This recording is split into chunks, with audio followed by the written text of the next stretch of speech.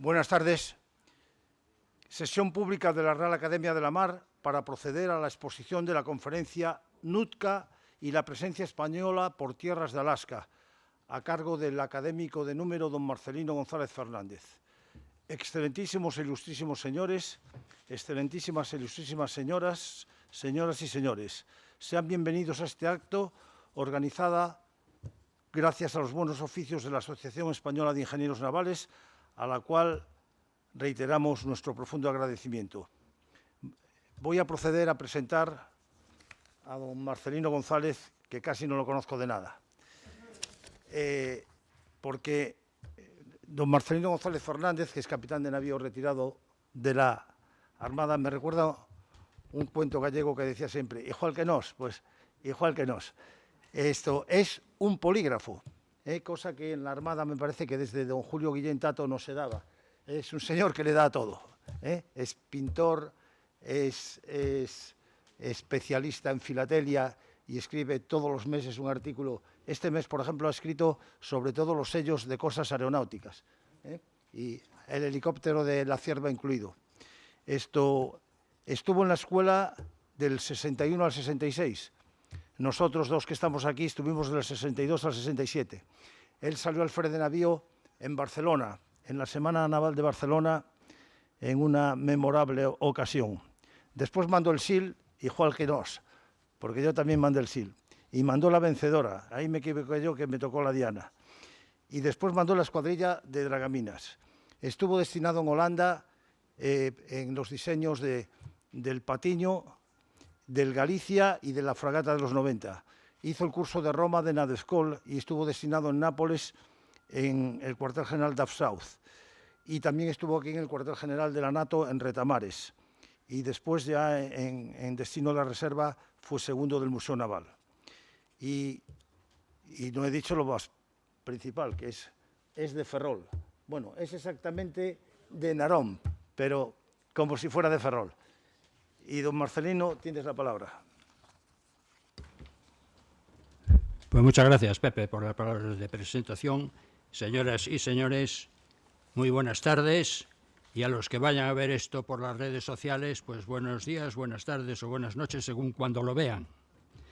Pues yo les voy a hablar de Nootka y la presencia española por las tierras de Alaska. Muchas gracias por la presencia y por acompañarme en esta charla.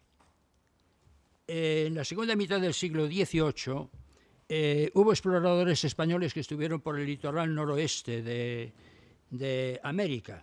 Estuvieron por la zona que pongo ahí roja, que es lo que es hoy Alaska. ¿Se ve el cursor? Sí, se ve.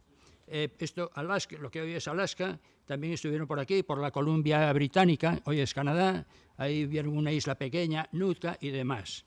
Y ahí quedó un recuerdo imborrable de la presencia nuestra, sobre todo en algún monumento. En Canadá son muy conocidos los hechos estos. En la toponimia que hay ahí, pues haré referencia a ella, pero en cambio aquí en España esto no se conoce nada, no se tiene ni idea. Yo recuerdo no recuerdo haberlo estudiado nunca, ni nunca lo he visto. Lo descubrí una vez por casualidad, porque, como ha dicho muy bien Pepe, yo escribo en la Revista General de Marina mensualmente un artículo de filatelia, y una vez investigando esta serie, se acordarán ustedes de Forjadores de América, de mediados del siglo pasado, pues esto fue una emisión del 1967, y eran personajes y escenas precisamente de lo que yo voy a hablar ahora. Por eso esos personajes aparecerán a lo largo de mi charla. Hubo tres desencadenantes o tres puntos que fueron, digamos, los disparaderos o los que a mí me sirven de apoyo para comenzar esta presentación. El primero, que pongo ahí como el número 1, ahí arriba de todo a la izquierda, pues eso es el estrecho de Anián, descubierto en 1588 por Ferrer Maldonado. Eso seguramente es el estrecho de Bering, pasa que ahí no se dio publicidad a eso, y Ferrer Maldonado dijo que por ahí había un paso que unía los océanos, el Pacífico con el Atlántico, paso de Ferrer Maldonado. Después, eso fue en el siglo XVI, 1588, y poco después, en 1592, hubo otro que descubrió otro paso que está ahí, el número 2, que es el paso de Juan de Fuca, que decían, bueno, a lo mejor este es el paso que une los dos océanos. Y después hubo otro, el tercer hecho al que hago referencia, ese ya fue en el siglo XVIII, hace 250 años, que fue el avistamiento de la isla de Nootka en 1774. Estos hechos dieron lugar a que por allí pasara mucha gente haciendo muchas cosas que son las que voy a relatar de forma rápida y demás, y bastante sintetizada para que entre todo en la misma conferencia. Una serie de personajes, y han dejado estos personajes un recuerdo imborrable en una enorme toponimia por aquella zona. Los que anduvieron navegando por allí dicen que parece mentira la cantidad de nombres españoles que hay allí. Son nombres de los navegantes que estuvieron allí, o nombres de las autoridades o de los mandos de esos navegantes, o nombres de santos, o nombres de pueblos, regiones o provincias españolas.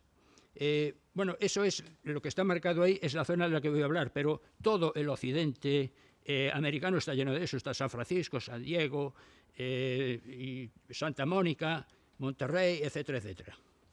Bien, pero ¿qué hacían estos españoles allí? Porque fueron allá arriba con el frío que hace. ¿A qué se les ocurrió? ¿Qué pasaba? ¿Por qué estuvieron allí? ¿Cuánto tiempo estuvieron? ¿Qué hicieron? Y después, ¿qué pasó? Porque ¿qué lograron? Pues de eso es de lo que yo voy a hablar ahora. Voy a hablar de unas primeras exploraciones, volviendo un poquito atrás a lo que he dicho. Hablaré de una guerra contra Gran Bretaña, la necesidad de España de conservar aquellas tierras que decía que eran suyas, la expansión rusa e inglesa por allí, que era lo que España quiso combatir, unas nuevas exploraciones, la toma de Nootka, la ocupación de la isla de Nootka, una crisis con Gran Bretaña, el desalojo o abandono de Nootka, la búsqueda del paso del noroeste, esta de Ferrer Maldonado, y unas consideraciones finales. Así que, volviendo al principio, aquí tenemos a Ferrer Maldonado, que escribió Relación del descubrimiento del estrecho de Anián, que hice yo, el capitán Lorenzo Ferrer Maldonado, en el año 1588, que era el que ven ahí, que es el estrecho de Bering en realidad. Esto fue, como dije antes, en 1588. Y ahí se empezó a hablar de un paso que él decía que había visto, que conocía, que unía los dos océanos, el océano Pacífico con el océano Atlántico. Lo estaban buscando, como de la misma forma que se podía pasar por debajo del continente americano, pues estuvieron buscándolo durante los siglos XVI, XVII y XVIII por encima, por la parte norte del continente americano. Y ahí hubo un montón de expediciones. Ya les adelanto, sin ser spoiler, que no se encontró sencillamente porque no existe.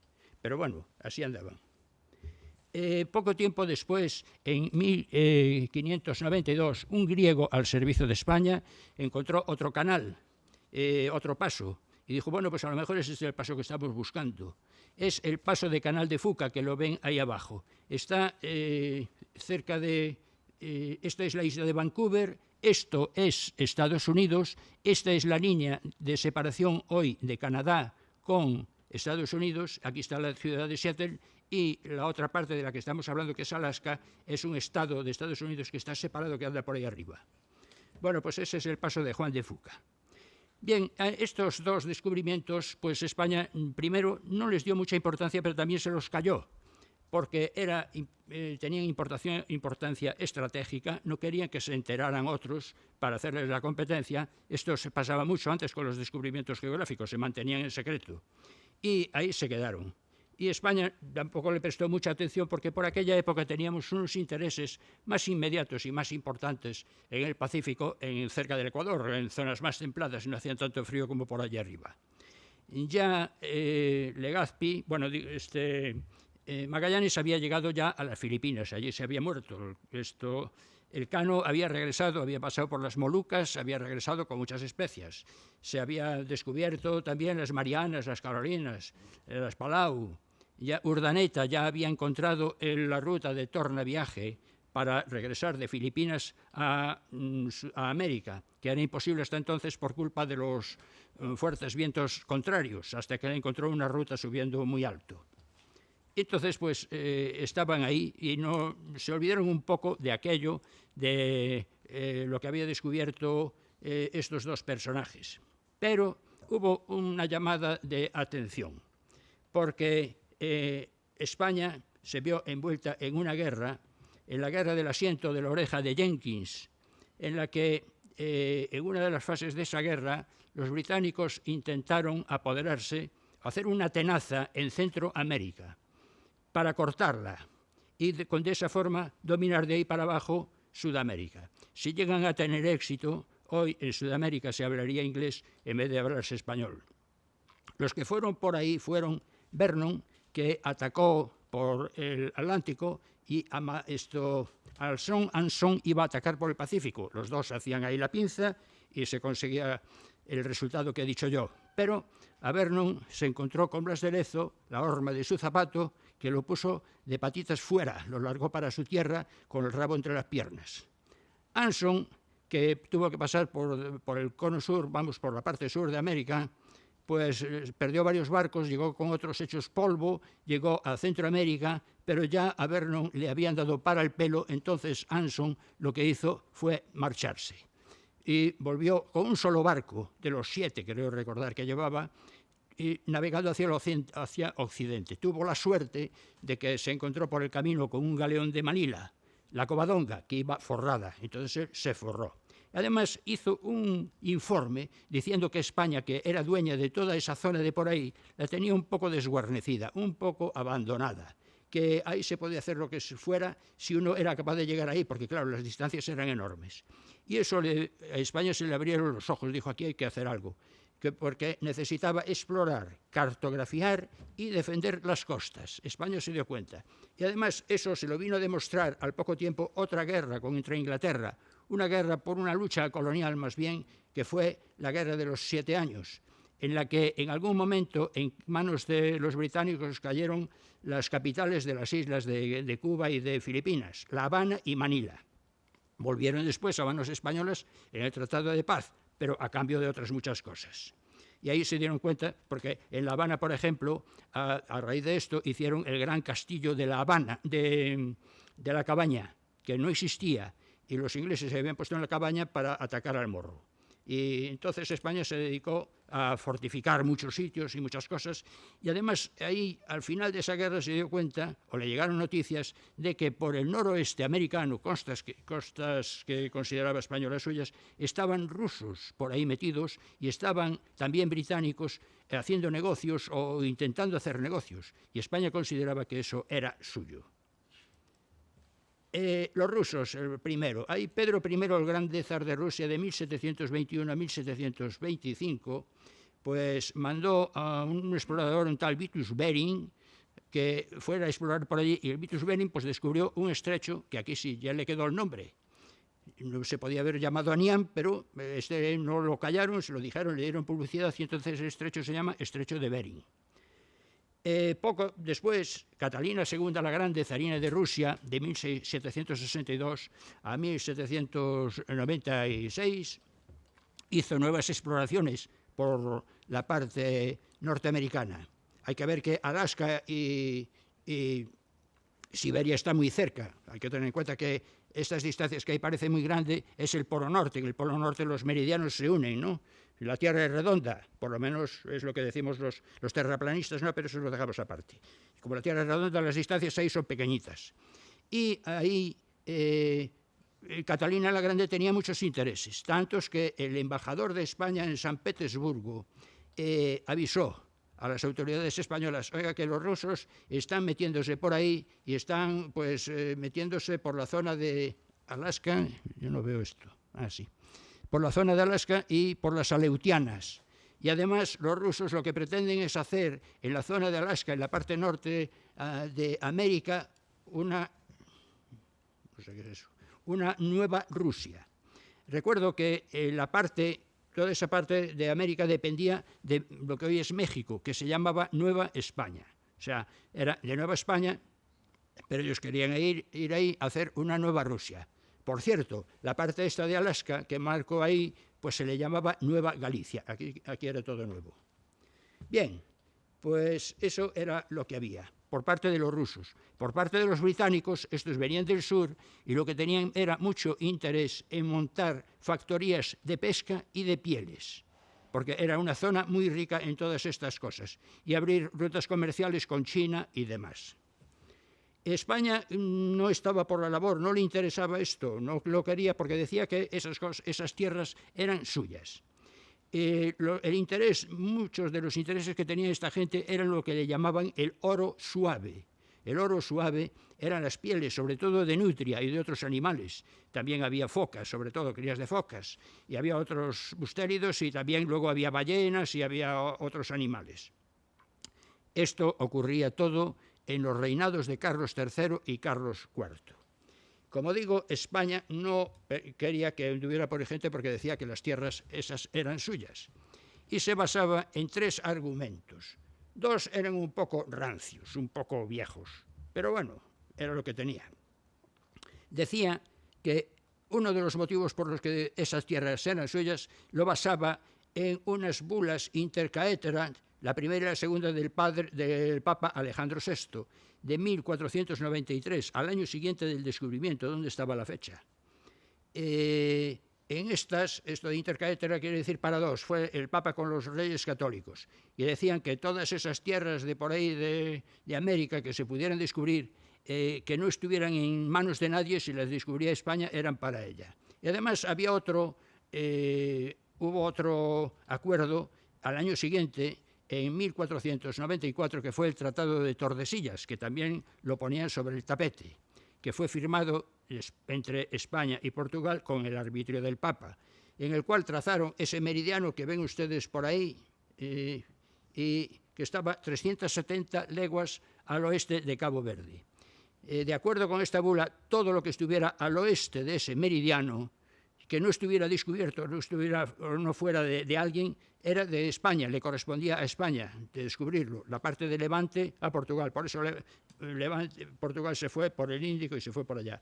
Y España pues decía que, claro, esa parte de la que estamos hablando, por tanto por la intercaetera como por lo de Tordesillas, pues estaba en zona española. Pero eran del 93 y el 94, y estamos hablando del siglo XVIII. Pero es que además los españoles hacían valer los descubrimientos que habían realizado a lo largo de los siglos XVI, XVII y primera parte del XVIII. Pero los ingleses, los británicos decían, oiga, no me venga con cuentos, que para tomar una tierra hay que tomar posesión de ella, hay que mantener una soberanía y hay que sentarse allí, que no vale el pasar por allí y decir, oye, qué bonito, me lo quedo, esto es para España, o bajar allí con un estandarte, decir, tomo esto en posesión, nombre de posesión del rey de Castilla, y apunta nene, le apuntaba el otro en la crónica y ya estaba. No, ellos decían que había que estar allí y que allí no había nadie, por lo tanto eso era del primero que llegaba. Esa era la discusión. De todas formas, España, para ver qué había de verdad y a ver qué rusos y había qué británicos había por allí, empezó seriamente a organizar expediciones. Organizó una expedición en el 1774 con el mejor piloto que había entonces por allí, según se dice, Juan José Pérez Hernández. Esto lo hizo el virrey de Nueva España, o sea, de México, desde San Blas, que es un puerto que ahora ya veremos dónde está en la costa del Pacífico, claro. Este señor tenía que ir por allí llegar a la latitud 60 grados, si podía ser. Reconocer toda Nueva Galicia, que era como ya dije que llamaban aquella zona. No hacer asentamientos. Comprobar si había rusos y también de paso si había británicos, pero en principio preocupaban más los rusos. Tomar posesión de aquellos lugares que fueran aptos para posteriores ocupaciones, o sea, para ser ocupados.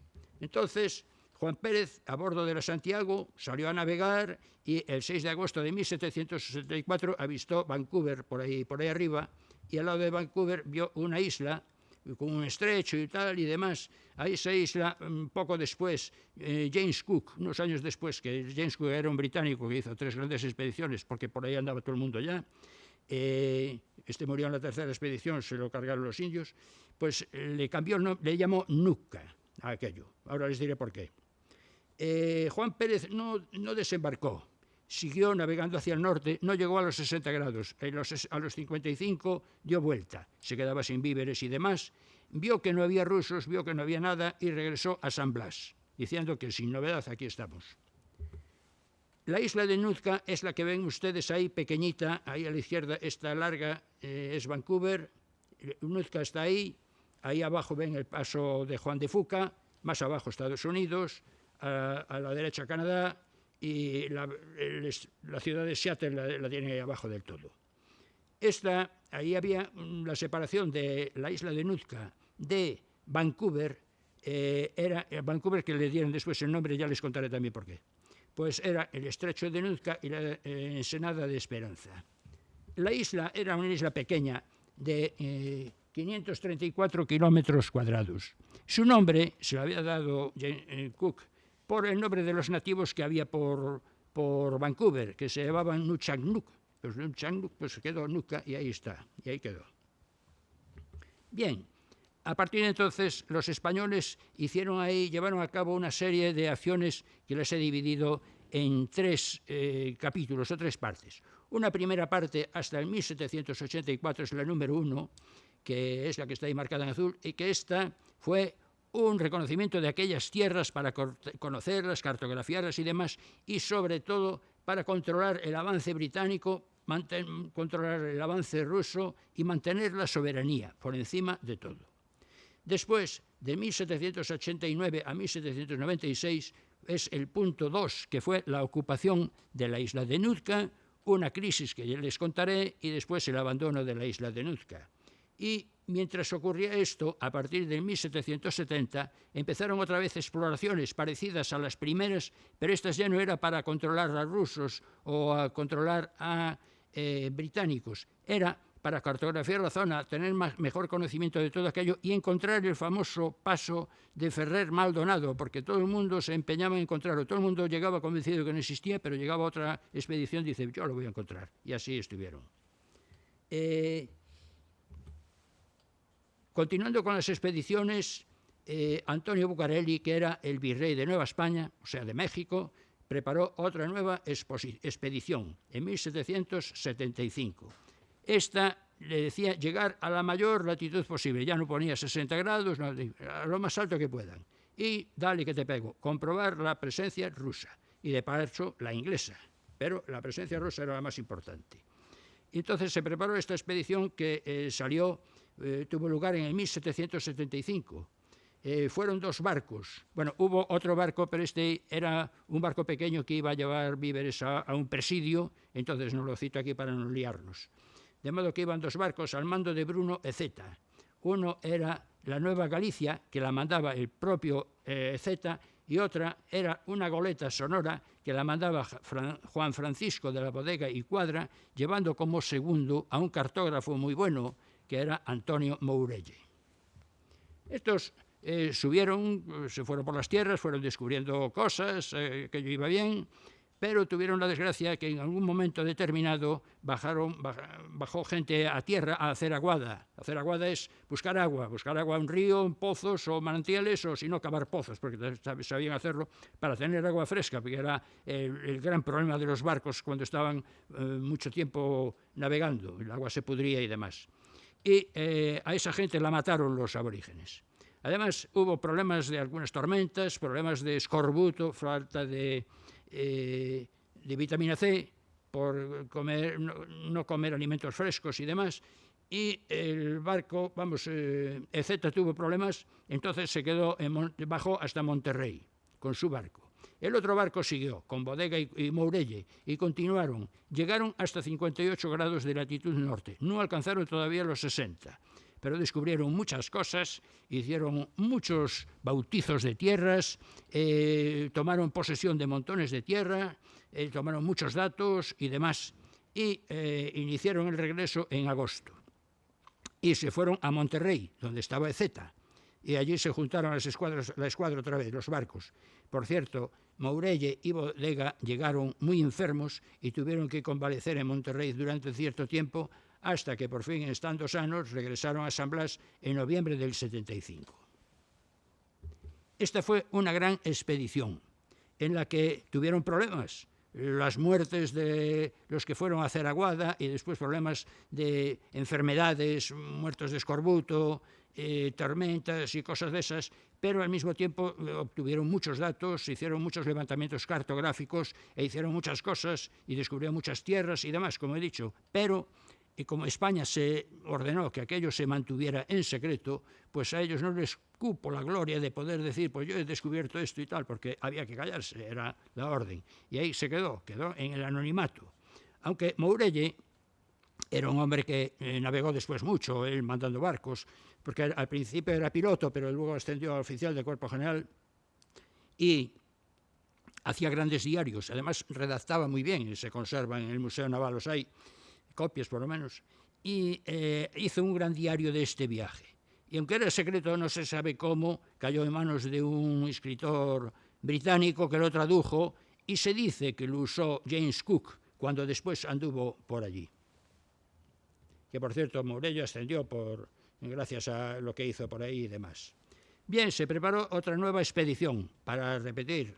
Esta nueva expedición al noroeste americano iba al mando de Arteaga y zarpó de San Blas, otra vez en el mismo puerto de San Blas, en febrero de 1779.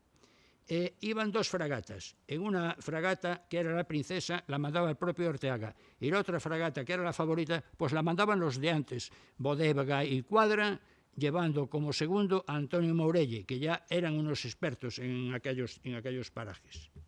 Estos recorrieron toda la zona esta de americana, de la parte norte de Alaska, y llegaron pues prácticamente hasta las Aleutianas. Y estuvieron por allí, de regreso recalaron en San Francisco. Aquí ya pasaron la latitud 60 grados norte. Estuvieron en 60 grados norte 13 minutos, 60 grados 13 minutos norte. Y llegaron a Puerto Santiago, que ven ahí donde está, en el extremo de todo. Pues regresaron a San Francisco. En San Francisco pararon, estuvieron como unos 2 meses poniendo en orden los apuntes, pasando a limpio todos los datos de cartografiado, haciendo levantamientos, haciendo los dibujos de todo lo que se había hecho, haciendo las clasificaciones, poniéndolo todo muy bien, porque la verdad eran unos grandes navegantes, pero eran también unos excelentes científicos y lo hacían todo con un rigor extraordinario. Fue estando ahí cuando tuvieron noticia, o más o menos, estando por ahí un poco más abajo, ya no sé cuánto, pero tuvieron noticia de que España estaba de nuevo en guerra contra Inglaterra, porque nosotros no podíamos vivir, se nota, sin darnos de bofetadas con el vecino o con quien fuera. En aquella época estaba de moda. ¿Y qué era aquello? Pues era la guerra de la independencia americana. Era la guerra que iba a ser la independencia de Estados Unidos. Llamo la atención porque Estados Unidos ahora es, ahí en el mapa grande, esto es lo que pone Estados Unidos, pero entonces son la parte coloreada de la derecha. En realidad se llamó la guerra de las 13 colonias. Eso era Estados Unidos entonces. El resto era más o menos de España, con Centroamérica, Sudamérica y tal. España tenía por ahí gente dominando eso, pues con unos cuantos desperdigados aquí y allá, porque no se entiende cómo podía aguantar eso, además de tener Filipinas y además de tener gente por ahí por todos los sitios. Hay que tener en cuenta que al final de esta época, que estamos hablando del siglo XVIII, al principio del XIX solamente tenía 11 millones de habitantes. O sea, que tenían todo eso, pues manteniéndolo ahí, pues en Norteamérica, pues pactando con los apaches y con los comanches y con todo eso. Que luego llegaron los otros americanos e hicieron las películas del oeste, se cargaron a todos los indios, lo metieron en reserva y están los Estados Unidos de hoy. Bueno, esto es aparte. La cuestión es que el 17 de noviembre de 1779 regresaron a San Blas y terminaron esta expedición, que también fue un éxito. En España estaban muy preocupados con esta gente que estaba haciendo negocios en aquella costa, tanto rusos como británicos. España quería mantener a toda costa aquello. España tenía un monopolio, España tenía el monopolio comercial de toda aquella zona, y quería expulsar a todos los intrusos que hubiera por allí, tanto rusos como británicos o como lo que se encontraran por el camino. Entonces, el conde de Florida Blanca, en julio de 1767, ordenó que se preparara una fuerza en California para ir a asentarse por allá, por aquellas tierras, estar allí en permanencia y expulsar a otros establecimientos que pudiera haber por allí que no fueran españoles. En consecuencia, el virrey Manuel Flores, en 1788, preparó una nueva expedición. La mandó Esteban Martínez. Salió con 2 barcos, la Princesa y el San Carlos. Llegó a Alaska, vio comerciantes rusos, estaban allí, pero ya estaban establecidos y además intentaban establecerse seriamente en Nootka. Entonces regresó corriendo para contárselo al virrey. Mira que están los rusos y que ya no andan con bromas, que ya se van para Nootka, y están por allá por el norte. Y además estaba un tal John Maheres. John Maheres era un británico que además tenía un testaferro, Colnet, y organizó un puesto comercial en el canal de Nootka, en Nootka Sound. Y eso pues fue un problema también grande para España, porque ya estaban los rusos y estaban por ahí los británicos pues afincándose en aquella zona. Flores organizó una nueva expedición, esta vez de ocupación de Nootka. Ya no podemos andar con bromas, hay que quedarse allí, porque esto no puede ser, porque ya llegaron por ahí todos y están tomándolo. Zarpó de San Blas en febrero de 1789 y llegó en abril a Nootka. En Nootka no había rusos en aquel momento, pero lo primero que se encontró Martínez fue 2 barcos americanos. Bueno, ¿qué hacéis aquí? Dijeron, no, es que nos hemos metido aquí a guarecernos porque hace mal tiempo y tal. Bueno, pues venga, en cuanto pase el mal tiempo, fuera. Y se fueron. Pero luego había americanos, había más barcos, llegaron británicos y también llegó algún inglés con bandera portuguesa y aquello empezaron a aparecer barcos por allí. Entonces lo que hizo Martínez es que a todos estos eran barcos mercantes, pues se apoderó de ellos, punto. Hizo prisioneras a las tripulaciones y a los barcos los mandó a San Blas por la vía de apremio. Y como seguían apareciendo más barcos, pues entonces dijo, aquí hay que montar algo en serio, y en un peñón, en un islote grande, San Miguel, de allí en Nootka, montó un fuerte de San Miguel. Puso sus cañones, polvorín, unos compartimentos, unos cuartelillos y tal, y allí estuvo. También organizó un pequeño baluarte San Rafael, pero el gobierno le dijo que lo desmantelara, que con lo de San Miguel ya iba bien.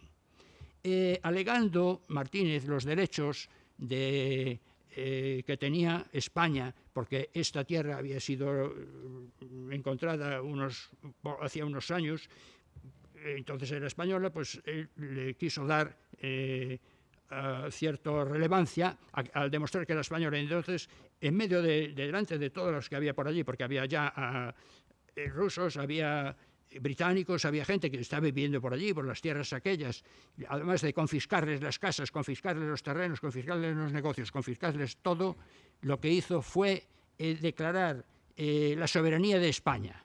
Mucha música, hizo una bandera, cañonazos y todas estas cosas. Muy bonito. En julio, a finales de julio, llegó de San Blas a Nootka un barco diciéndole a Martínez, bueno, mira, está bien todo eso, pero ahí no puedes invernar. Para invernar hay que regresar a casa. A Martínez no le hizo gracia aquello, porque le había costado lo suyo, había logrado tener un fuerte, estaba allí bien, se sentía seguro y demás. Pero recibió un ultimátum, el gobierno le dijo, no, mira, hay que largarse, venga, espabila, que a final de octubre hay que salir de ahí. Entonces lo que hizo fue desmantelar el fuerte de San Miguel, claro. Embarcó los cañones, se llevó la pólvora, se llevó todo lo que había que llevar y demás, a regañadientes. Y además lo que hizo fue enterrar material de construcción en previsión de regresar y levantarlo otra vez. De modo que enterró ladrillos, enterró cal, otros materiales, instrumentos, y dejó tablas escritas por allí, en plan graffiti o algo así, diciendo que esto es tierra española y cosas de esas. Y se fue. No le quedó más remedio. Zarpó el 30 de octubre de 1769 y llegó a San Blas en diciembre de 1789. Bueno, mientras tanto en Madrid seguían haciendo planes para hacerse fuertes en aquella zona.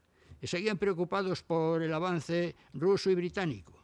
Entonces el nuevo virrey de España, segundo conde de Revillagigedo, que tomó posesión de su destino en octubre de 1789, preparó una nueva expedición. En 1790, salió el 5 de febrero de 1790, salió de San Blas una flota de 3 barcos al mando de Eliza. En esta flota iba, los barcos eran la Concepción, que la mandaba el propio Eliza. Otro barco más pequeño, ¿cómo se llama? Un patache era el San Carlos, lo mandaba un tal Fidalgo. A este volveremos a nombrarlo dentro de poco porque es interesante. Y después hubo una pequeña balandrita, era la Princesa Real, que la mandaba Quimper.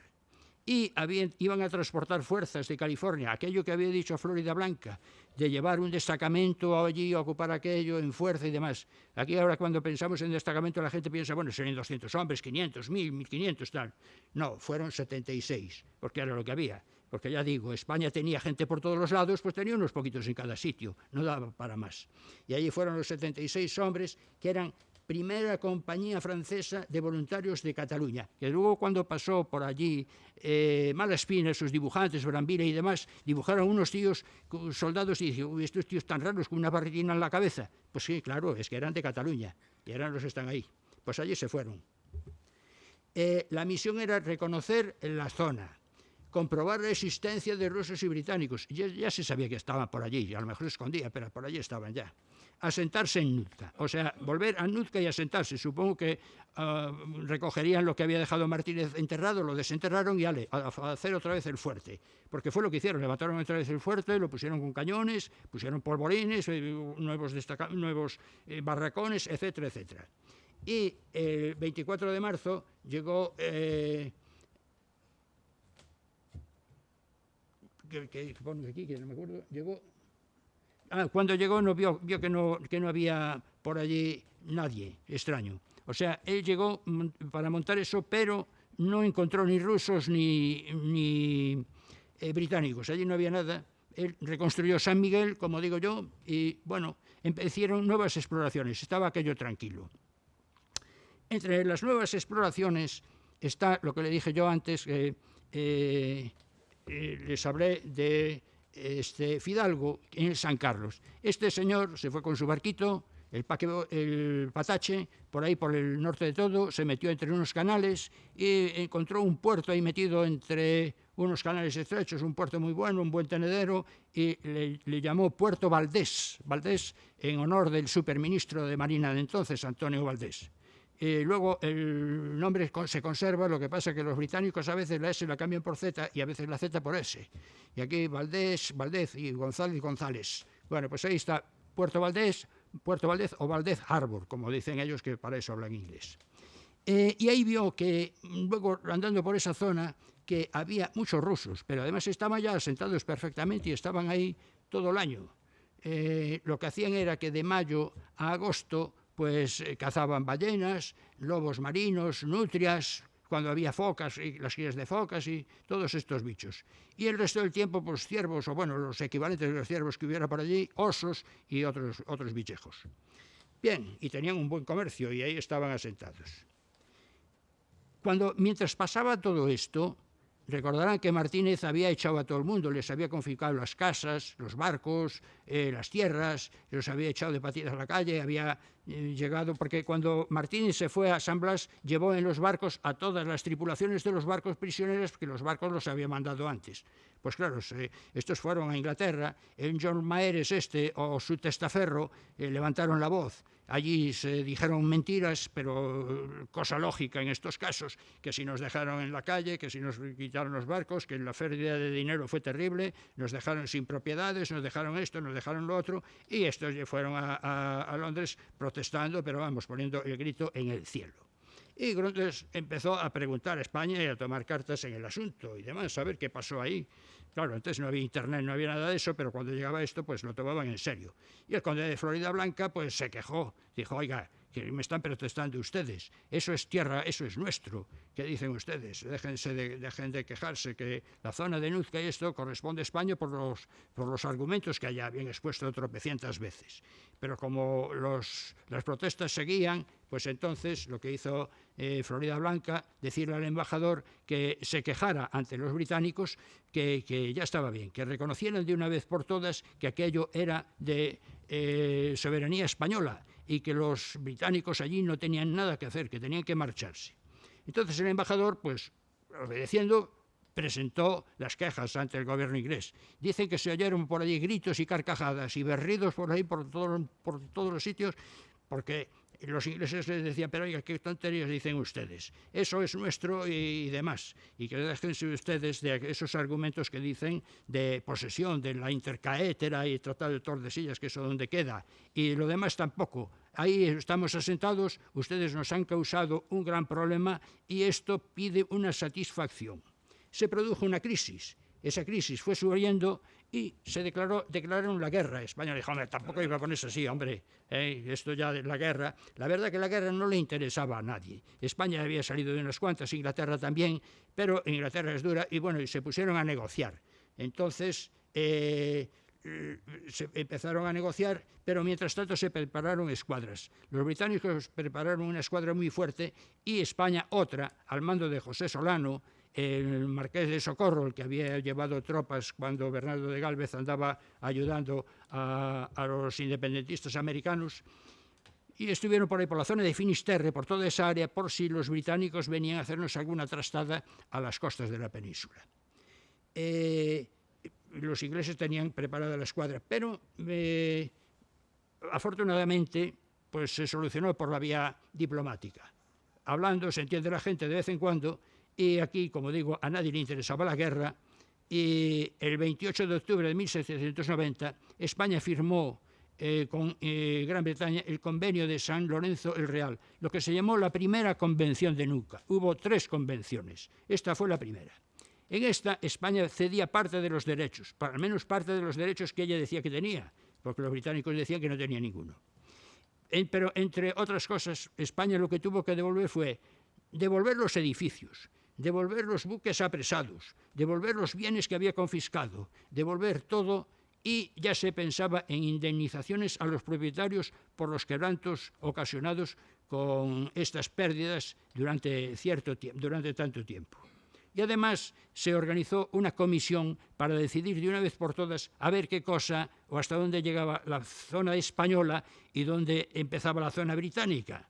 A ver, vamos a ponernos de acuerdo. Entonces se organizó una comisión de límites, digamos, en la que estuvieron reunidos Vancouver. Este Vancouver fue el que le dio el nombre a la isla Vancouver, por parte británica, y Bodega y Cuadra, que era un experto en eso, por parte española. Y estuvieron ahí desde la primavera a diciembre de 1792 discutiendo sobre el asunto.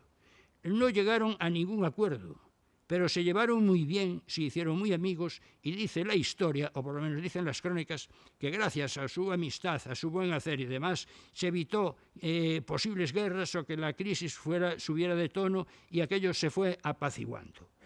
Lo que decía de la Cuadra es que el límite estaba, a ver si veo, en Nuzca. Él ponía el límite en la isla de Nuzca. España hasta Nuzca. De ahí. Y lo que decía Vancouver, dice, no, España hasta abajo, solamente hasta San Francisco.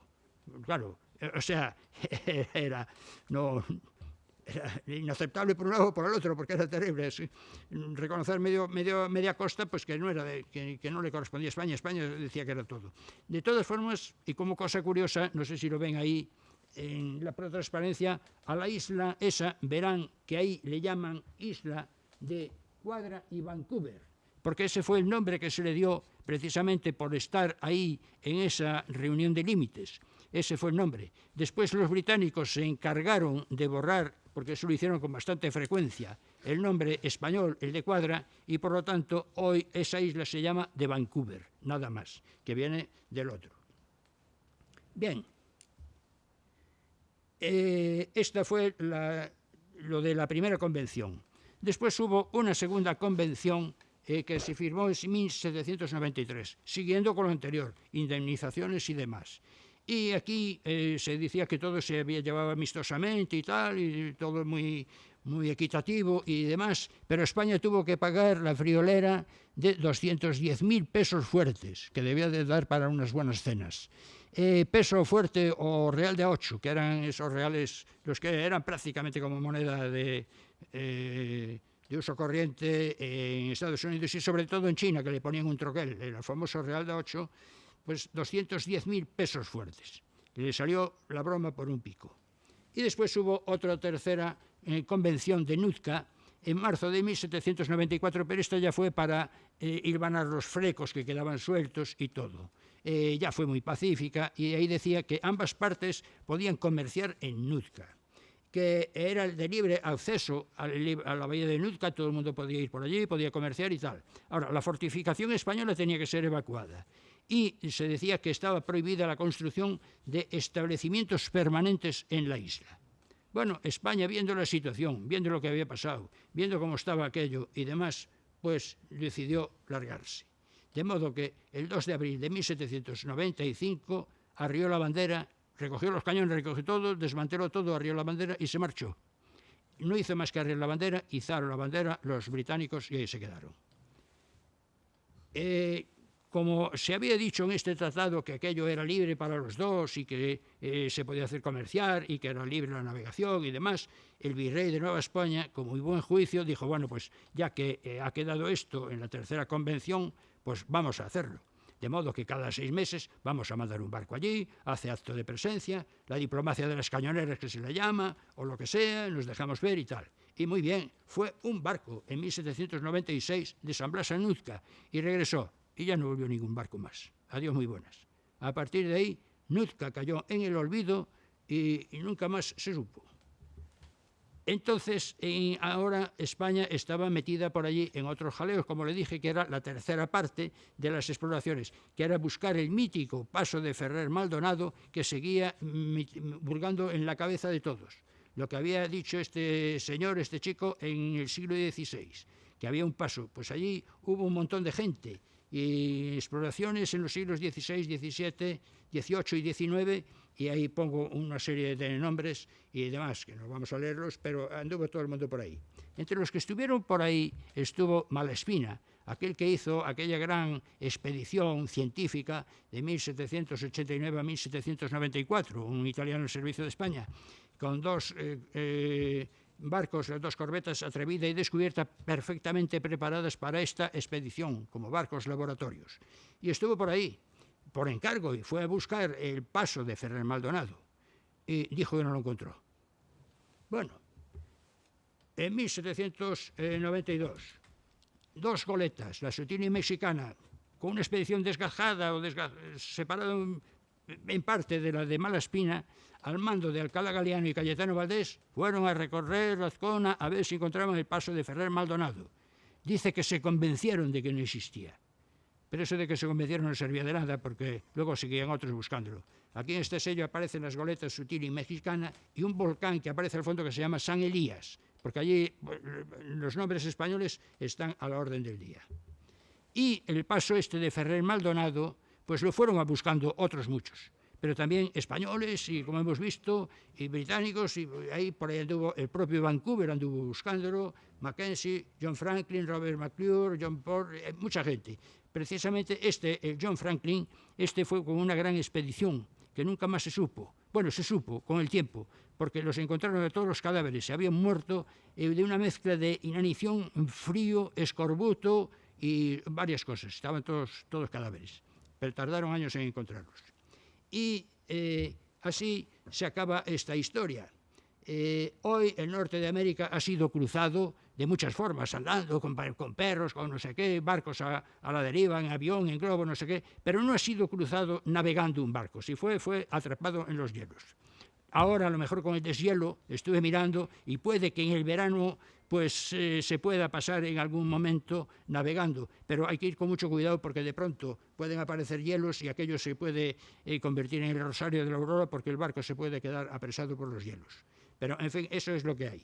Y de todo esto, pues de estas aventuras, aquella fue la última gran aventura española, fue como el canto del cisne de todas aquellas grandes exploraciones que había hecho desde el siglo XVI o finales del XV. España intentó mantener la soberanía, intentó encontrar el paso por el Pacífico, aquel Pacífico que había sido primero mar español y después lago español, ahora ya dejó de ser todo esto porque allá para ahí ya había un montón de gente, estaba como Sanlúcar en verano, y aquella fue la última ocupación lejana que hizo España fuera de sus territorios. Una página muy desconocida de nuestra historia. Nootka y Alaska cayeron en el olvido. Sobre todo Alaska no, porque aún se acuerda uno de Alaska, pero Nootka nadie se acordó de él. Fue el final de aquella aventura de España en un lejano territorio. Lo sabía más lejos, porque las Filipinas estaban más lejos, pero aquel estaba en aquel rincón del mundo que luego a nadie mirando en el mapa se le ocurría ir allí.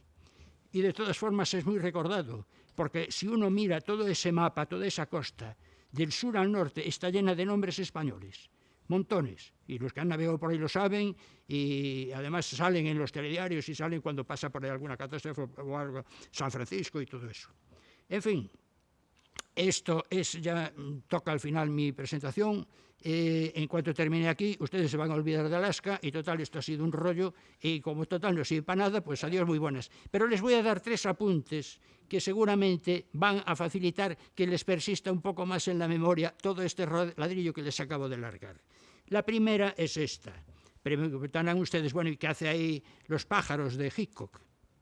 La película aquella que rodó en 1956. ¿Se acuerdan que allí los pájaros atacaban, que daba mucho miedo y tal? Que por cierto, a la actriz que empieza con un golpe de un pájaro en la cabeza fue un golpe que estuvo, pues tuve que leerme cosas para enterarme de esto, estuvo 4 días convaleciente, porque era un pájaro mecánico y le pegó un tarascazo de cuidado. Pues esta fue rodada en Bodega Bay, Bahía Bodega, que no es que sea una bahía porque hay una bodega de vino, sino que era bodega de Bodega y Cuadra. Ese fue el nombre que le dieron entonces y el nombre que sigue ahora. Y la trama de la película se desarrolla en Bodega y Bay. Bodega Bay, Bahía Bodega.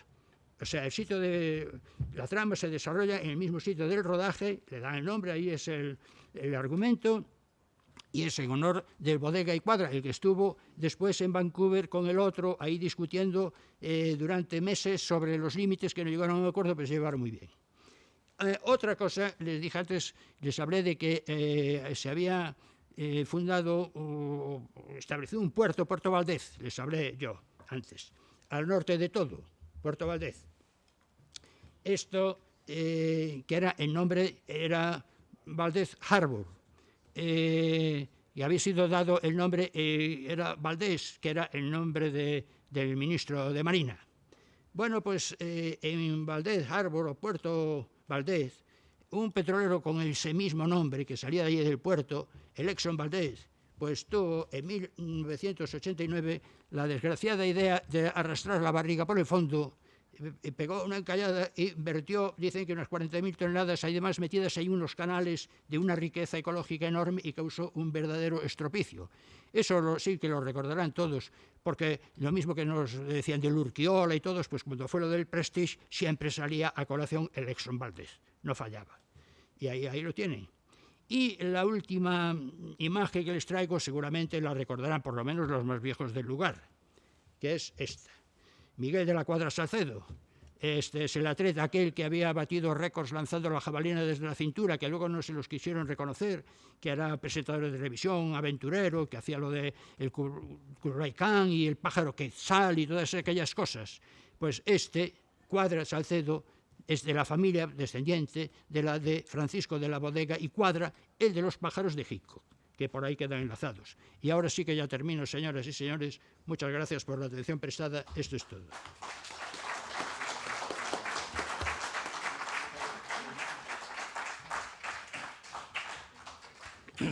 Antes de pasar al periodo de preguntas, quiero disentir de lo que ha dicho Marcelino, que no sirve esto para nada, porque el año 2007, con motivo de todo lo que se organizó el año 2005 con el centenario de Trafalgar, me invitaron a ir a Cabra a un simposium sobre, porque allí existe la Asociación Alcalá Galiano. Da la casualidad que en Trafalgar, de los 15 comandantes con mando españoles, 3 eran egabrenses: Alcalá Galiano, Vargas Ibáñez y Pareja. Los 3 muertos por la patria. Los 2 segundos no en Trafalgar.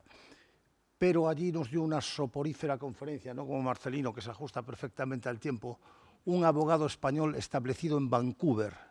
Estuvo 2 horas y media hablando, no sabíamos para dónde mirar. Pero ese señor se gana la vida haciendo expedientes, seguramente en el Archivo de Indias de Sevilla, a todos los naturales de Nootka, demostrando que eran súbditos españoles en tiempos de Carlos III y Carlos IV y que habían sido expulsados de sus tierras por los británicos.